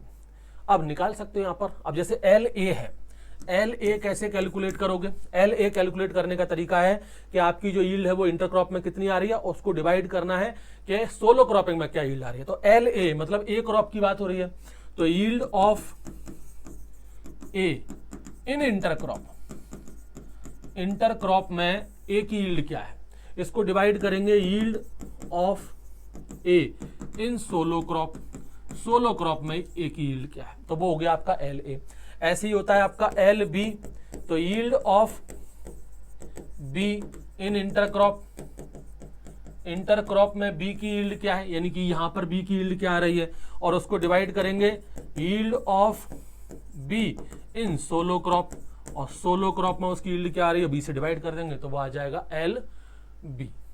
इस तरीके का रहता है। जैसे एग्जाम्पल एक लेकर के चले अपन, जैसे मान लीजिए 2 क्रॉप है A और B, ठीक है, इसकी इंटरक्रॉपिंग करना है, इसका LER निकालना है। तो मान लीजिए A और B है, इनकी जब अपन सोलो क्रॉपिंग कर रहे हैं तो इनकी यील्ड क्या आ रही है, मान लीजिए यहाँ पर जो यील्ड है वो A की यील्ड आ रही है 20 क्विंटल पर हेक्टेयर, मान लीजिए A की यील्ड जो 20 क्विंटल है, और जो B है उसकी जो यील्ड है वो मान लीजिए 15 क्विंटल पर हेक्टेयर है। कब है ये, सोलो क्रॉपिंग में है। वाइल इन इंटरक्रॉपिंग, और अगर हम इनकी इंटरक्रॉपिंग करते हैं दोनों की, ए और बी की, तो यहां पर जो यील्ड आती है वो क्या आ रही है, तो यील्ड ऑफ ए। अब मान लीजिए ए की यील्ड है वो आपकी आ रही है 18 कुंटल पर हेक्टेयर, और मान लीजिए जो बी है इसकी जो यील्ड है पहले 15 आ रही थी, अब मान लीजिए आ रही है 12 कुंटल पर हेक्टेयर। तो क्या ये हमारे लिए बेनिफिशियल है, क्या हमको ये इंटरक्रॉपिंग करनी चाहिए कि नहीं करनी चाहिए, वो LER से पता लगा सकते हो। अभी जैसे देखने में क्या लग रहा है अपन को कि यार सोलो क्रॉपिंग कर रहे थे तो 20 कुंटल आ रही थी, इंटरक्रॉपिंग में 18 ही आ रही, तो घाटा हो रहा है। घाटा नहीं हो रहा है, इस चीज को भी ध्यान रखना, क्योंकि यहां पर सोलो क्रॉपिंग कर रहे हो तो यहां पर आपको फील्ड अलग अलग लगेंगे, यहां पर एक ही फील्ड में काम चल रहा है, तो 18 कुंटल आपको देखने में कम लग रही है लेकिन फायदा है। अब प्रॉपर फायदा है, बेनिफिट है कि नहीं है, तो वो LER से पता करो। तो यहां पर LER पहले LA निकाल लो कि भाई इंटरक्रॉपिंग में यील्ड क्या है इसकी 18, और इसमें सोलो में कितनी है 20, इससे कैलकुलेट कर लो कि कितना आ जाएगा। तो जब इसको कैलकुलेट करोगे तो ये आ जाएगा आपका 0.9। ऐसी LB निकालो, LB इंटरक्रॉपिंग में कितनी आ रही है 12, और उसमें कितनी थी आपकी सोलो में 15, तो इससे कैलकुलेट कर लो, ये आ जाएगा आपका 0.8। तो यहां पर लैंड इक्विवेलेंट रेशो क्या होगा, LA प्लस LB, यानी कि 0.9 प्लस 0.8, कितनी आ गई LER की वैल्यू, LER की वैल्यू आ गई 1.7, यानी कि ये तो एक से तो बहुत ज्यादा है, मोर देन 1 है। इसका मतलब ये जो इंटरक्रॉपिंग कॉम्बिनेशन है वो बेनिफिशियल है। It means this combination is beneficial, इसकी आप खेती कर सकते हो। ये होता है LER का फायदा, इससे आप पता लगा सकते हो कि LER ठीक है कि नहीं है। ठीक, चलो अब बात करें हम लोग यहां पर रोटेशनल इंटेंसिटी की। Rotational intensity, rotational intensity, rotational intensity को हम लोग रोटेशनल क्रॉपिंग इंडेक्स के नाम से भी जानते हैं, इसी को रोटेशनल क्रॉपिंग इंडेक्स भी बोलते हैं। अब देखो रोटेशनल इंटेंसिटी क्या है या रोटेशनल क्रॉपिंग इंडेक्स क्या है। हर एक किसान जो होता है वो यहां पर नंबर ऑफ क्रो ग्रो करता है। भाई देखो एक रोटेशन रहता है, जैसे मान लीजिए अभी चल रहा है 2025, मान लीजिए जब तक सेम क्रॉप रिपीट नहीं होता तब तक रोटेशन कंप्लीट नहीं होता। तो जैसे मान लीजिए खरीफ सीजन है, फिर रबी सीजन आएगा, फिर आपका जायद का सीजन आएगा। तो मान लीजिए उसने लगाई इसमें पैडी, पैडी के बाद उसने लगाया गेहूं, गेहूं के बाद उसने लगाया मूंग, और फिर आ जाएगा क्या 2026, 2026 में फिर वही खरीफ सीजन आएगा, फिर से रबी सीजन आएगा, और फिर से आपका जायद का सीजन आएगा। अब मान लीजिए खरीफ सीजन में आकर उसने फिर से पैडी लगा लिया, तो देखो पैडी टू पैडी ये रोटेशन कंप्लीट हो गया, यानी कि ये हो गया भाई आपका एक रोटेशन, ये एक रोटेशन हो गया, ये आपका एक रोटेशन कंप्लीट हो गया। यानी कि एक रोटेशन में कितनी क्रॉप हम लगा रहे हो और उस रोटेशन का ड्यूरेशन क्या है, इससे पता चलता है रोटेशनल इंटेंसिटी। तो रोटेशनल इंटेंसिटी RI से अपन लिखेंगे number of crop grown in a rotation, एक रोटेशन में कितनी क्रॉप आपने लगाई है। जब तक सेम क्रॉप रिपीट नहीं होगी तब तक उसको रोटेशन कंप्लीट नहीं कहेंगे। और उस रोटेशन का ड्यूरेशन क्या है, ड्यूरेशन ऑफ द रोटेशन, और मल्टीप्लाई कर देंगे 100 से तो निकल आएगा रोटेशनल इंटेंसिटी। इसमें कुछ बातें नोट करके लिख लीजिएगा। अगर आप इंटर क्रॉपिंग कर रहे हो तो जितनी भी क्रॉप इंटर क्रॉपिंग में होगी या मिक्स क्रॉपिंग में होगी उसको एक ही क्रॉप काउंट किया जाएगा। All crop in inter crop में और मिक्स क्रॉप में आप जितनी भी क्रॉप लगा रहे हो उसको काउंट किया जाएगा single crop, counted as a single crop, उसको एक ही क्रॉप माना जाएगा। आपने इंटर क्रॉपिंग में 3 क्रॉप लगा रहे हैं तो 3 मत काउंट करना, उसको एक ही काउंट किया जाएगा। ग्रीन मैन्योरिंग क्रॉप तो काउंट ही नहीं होती है, green manure crop are not counted, ये काउंट ही नहीं होगी। लेकिन इसका टाइम काउंट जरूर होगा, बट इट्स टाइम से मतलब है कि उसका जो ड्यूरेशन है वो जरूर इंक्लूड होगा, इज इंक्लूडेड। वो क्रॉप काउंट नहीं होगी लेकिन उसका टाइम जो उसने लिया है वो जरूर काउंट होगा। जैसे उदाहरण के तौर पर मैंने अभी बताया, जैसे राइस, व्हीट, मूंग है, इसका ले लो। जैसे राइस है, व्हीट है और मूंग है, आपसे पूछ ले बताओ भाई क्या होगी रोटेशनल इंटेंसिटी मूंग। बताओ रोटेशनल इंटेंसिटी क्या होगी। अब देखो राइस, बीट और मूंग, ये खरीफ में, ये रबी में, जायद में, 3 क्रॉप हो रही हैं और एक ही सीजन में, मतलब एक ही साल में काम हो रहा है। तो ध्यान रखना, एक तो ये नंबर, ये ड्यूरेशन जो मैंने यहाँ पर बोला है ना, ये ईयर में आएगा। ईयर में, 1 साल में, 2 साल में, कितने में भी कंप्लीट हो रहा हो, तो 1 साल में कंप्लीट हो रहा है, मल्टीप्लाई कर दिया 100 से, रोटेशनल इंटेंसिटी कितनी हो गई, 300% रोटेशनल इंटेंसिटी हो गई। जैसे मान लीजिए शुगर केन और लेट पोटैटो है, sugar cane plus late potato है। अब इसको कैसे बताएं, शुगर केन और लेट पोटैटो, अपन को पता है शुगर केन जो है वो एक पेरिनियल क्रॉप है, पेरिनियल क्रॉप है, कम से कम 18 महीने तो इसको लगने ही लगने हैं, 18 महीने यानी कि 1.5 ईयर, 1.5 साल तो अकेला ये ले जाएगा और बाकी के बच्चे को तो समय ये ले जाएगा। यानी कि यहाँ पर रोटेशनल इंटेंसिटी अगर आप निकालते हो तो नंबर ऑफ क्रॉप तो 2 हो गई, शुगर केन और लेट पोटैटो, लेकिन ड्यूरेशन कितना हो जाएगा, 1.5 साल इसका और लगभग आधा साल इसका, यानी कि लगभग 2 साल। एक बात तो ध्यान रखना, रोटेशनल इंटेंसिटी में जो ईयर लिखोगे ना वो कभी भी हाफ नहीं लिखना है, पॉइंट में नहीं लिखना है, या तो 2 साल लिखो या 3 लिखो या 1 लिखो। ऐसा नहीं है कि आपने 1.5 साल लिख दिया, नीचे 1.5 कर दिया, या नीचे आपने 2.5 लिख दिया, या नीचे 2.25 लिख दिया, ऐसे नहीं चलता है।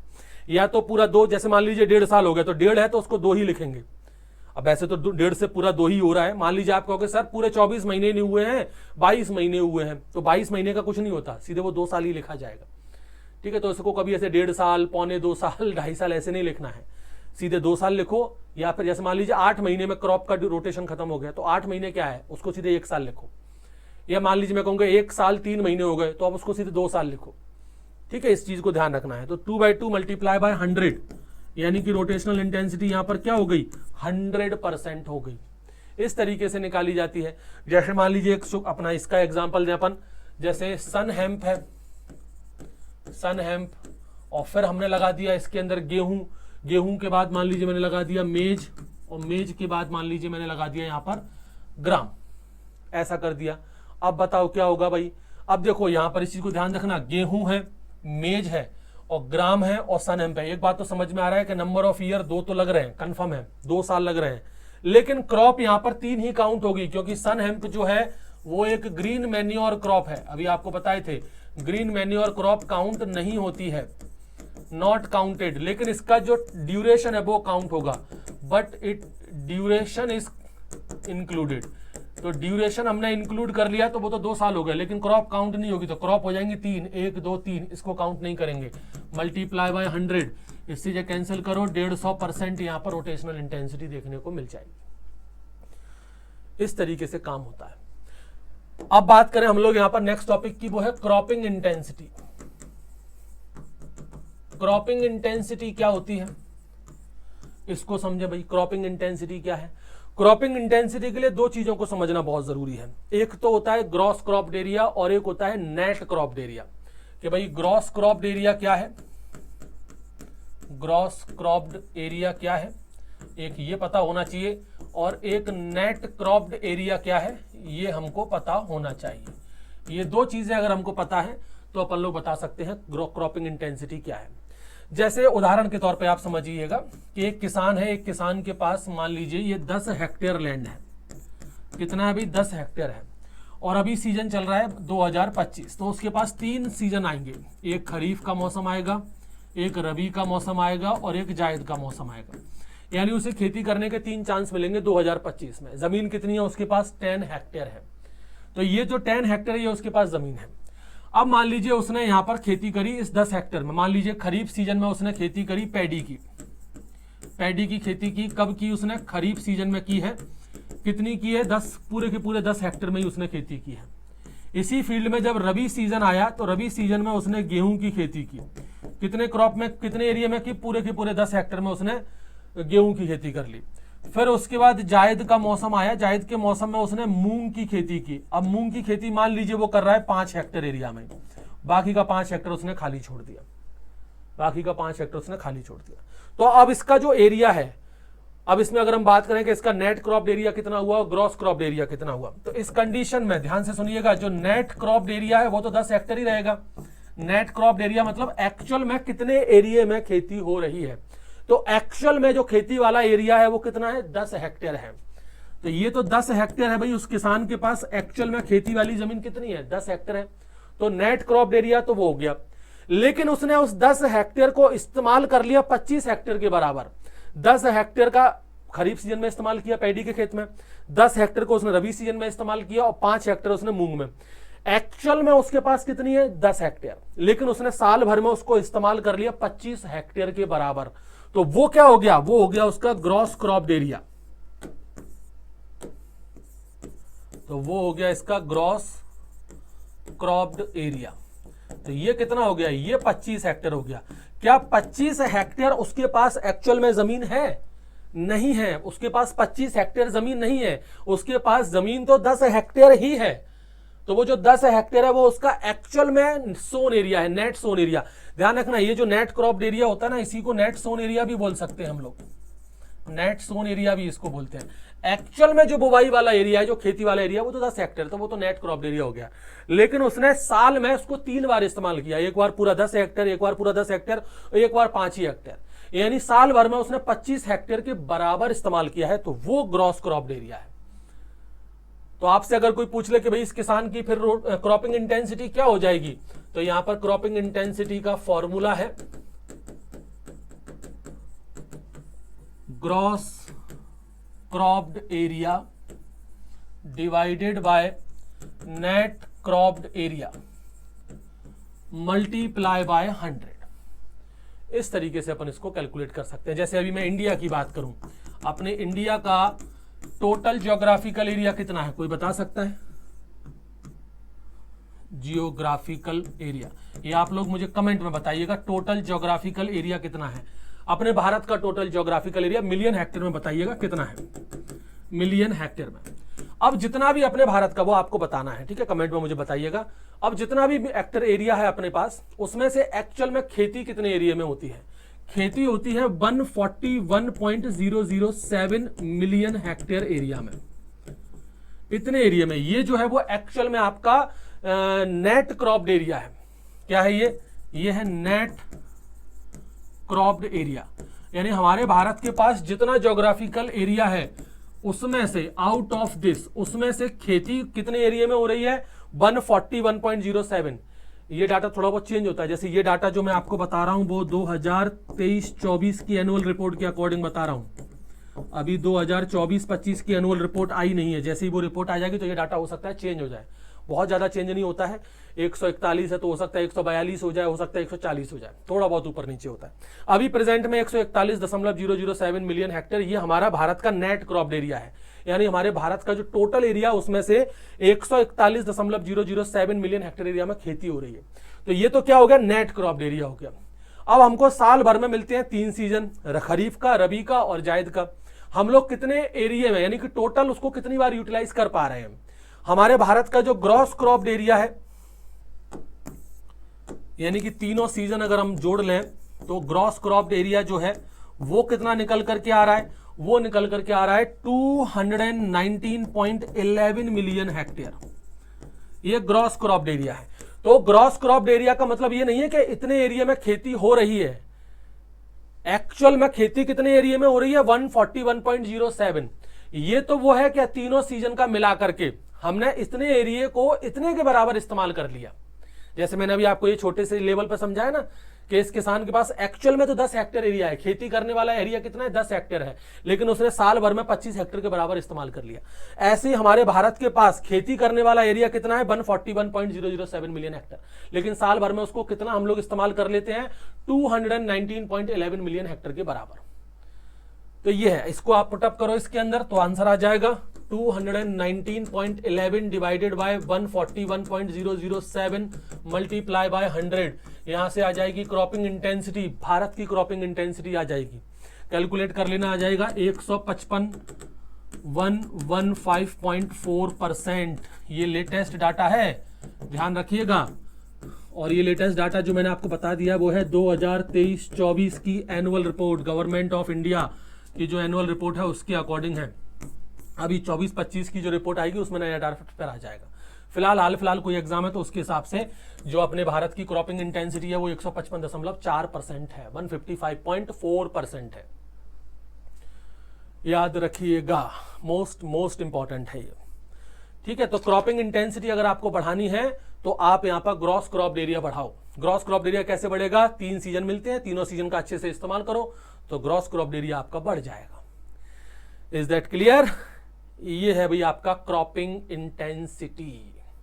ये एक तरह से अपन ये कहें कि एग्रोनॉमी के अंदर, बेसिकली एग्रोनॉमी में भी बहुत सारी, देखो एग्रोनॉमी का जो बेसिक प्रिंसिपल है ना, उसमें कोई सिलेबस फिक्स नहीं होता कि एग्रोनॉमी के बेसिक में हमको क्या क्या पढ़ना है। बहुत सारी चीजें आप पढ़ सकते हो, लेकिन अभी फिलहाल जो मैंने आपको बताया है ना, ये कोर पार्ट है कि एग्रोनॉमी में हमें क्या क्या पता होना चाहिए। एग्रोनॉमी के अंदर हमको पता होना चाहिए टिलेज क्या होता है, टिलेज कितने टाइप का होता है, क्रॉपिंग सिस्टम क्या होता है, मिक्स क्रॉपिंग क्या होता है, सोलो क्रॉपिंग क्या होता है, मोनो फार्मिंग क्या होता है, मोनो क्रॉपिंग क्या होता है, मोनोकल्चर क्या होता है, मिक्स क्रॉपिंग क्या होता है, इंटर क्रॉपिंग क्या होता है, लैंड इक्विवेलेंट रेशो क्या चीज है, ठीक है, क्रॉपिंग इंटेंसिटी क्या है, रोटेशनल इंटेंसिटी क्या है, इन सब चीजों के बारे में जानना जरूरी होता है। तो ये आपका एक लेक्चर हो गया, इसको हम लोग शॉर्ट मैराथन कह सकते हैं, बहुत ज्यादा लंबा ड्यूरेशन तो नहीं हुआ है, लेकिन एक बेसिक कोर वाला जो पार्ट है एग्रोनॉमी का वो हमने कवर कर लिया है। ऐसे ही बहुत सारे लेक्चर्स अब आपको मैराथन टाइप में मिलते रहेंगे, तो हमसे जुड़े रहिएगा और अपना टेलीग्राम चैनल है उसको ज्वाइन कर लीजिएगा, लिंक आपको मिल जाएगी डिस्क्रिप्शन में। इसके अलावा हमारा कृषि परीक्षा ऐप है जिसमें आपको हमारे ढेर सारे पेड कोर्सेज वगैरह मिल जाएंगे, वो भी आप ज्वाइन कर सकते हो। तो मिलते हैं फिर नेक्स्ट लेक्चर में। Thank you.